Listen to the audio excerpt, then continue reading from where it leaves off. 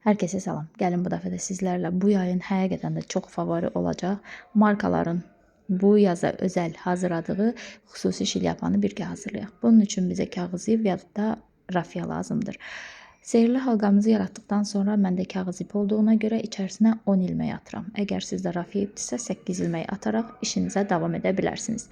10 ilməyimi atdıqdan sonra həmişəki kimi kənarda qalan ipimi çəkib, halqamı büzüb, sehrli halqamı tamamlayıram. Və ilk atdığım ilmənin içərisinə batıb, ilmək çıxartıb ikinci cərgəyə keçirəm. Eyni boşluğun içərisinə 2 ilmə atıram.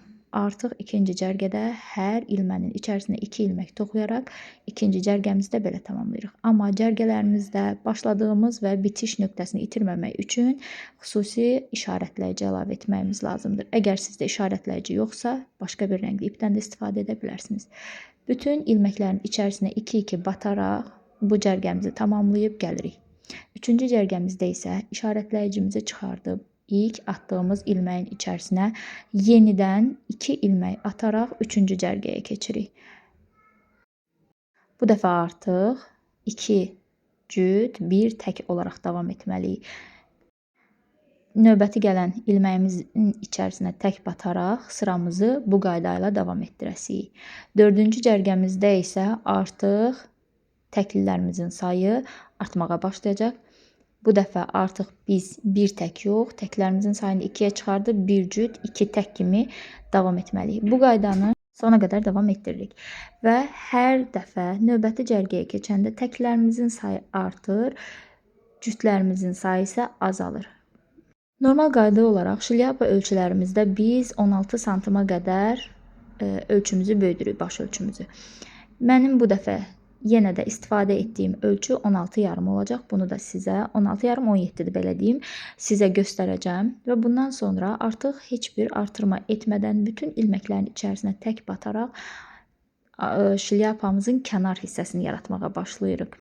Yenə qeyd edirəm, heç bir artırma və əskiltmə etmədən 8 sm böyüyənə qədər şlyapamızın kənarlarını böyüdürük və ondan sonra sonuncu ilməyimizin içərisinə batıb, ilmək çıxardıb toxuyuruq. Bundan sonra nə edirik? Göstərdiyim kimi ilmək çıxardıb, milimizin üzərində qalan ilməkdən keçirib bağlama edib, bir ilmək çəkib, toxuduğumuz hissəni çeviririk gördüyünüz kimi. Artıq biz şlyapalarda olduğu kimi böyüməni yanlara doğru yox, yuxarı doğru etməliyik. Bunun üçün nə edirik? Gördüyünüz kimi toxuduğumuz ilməklərin 2 sümbülün ilk başda olan qənədinə bataraq toxumağa davam edirik. İkisinə birgə yox. Göstərdiyim üzrə yuxarı hissədə olan qənədinə batıb bütün sıra boyunca toxuyuruq və bu zaman bizim şlyapamızın kənarları qatlanmağa doğru başlayır. Heç bir artırma və əskiltmə etmədən gəlib sona çatırıq. Sonuncu ilməyin içərisinə batıb, bir ilmək çıxartıb ikinci cərgəyə keçirik toxumaq üçün. Və bütün cərgələri bu qayda ilə toxuyub, uzunluq 8 sm olana qədər artırma və əskiltmə etmədən kənar hissələri böyüdürük. Kənar hissələrimiz böyüdükdən sonra isə görünüş bu qədər mükəmməl və gözəl olur. Kənar hissələrə bağlama edirik. Bağlamanı da hər videomda göstərmişəm, burada da göstərirəm. İlmənin içərisinə batıb ilmək çıxartıb, milimdə gözləyən ilməyin içərisindən keçirərək kantımızı yaradırıq və çox gözəl, səliqəli bir toxuma yaranır. Rafya ipdə və kağız ipdə də eyni nəticəni əldə edə bilərsiniz. Ölçülər eynidir. Bu, təbii ki, böyük insanlar üçün nəzərdə tutulub bu ölçü və etiketimi də qoyduqdan sonra fikirləriniz mənim üçün çox maraqlıdır ki, şlyapam necə alındı.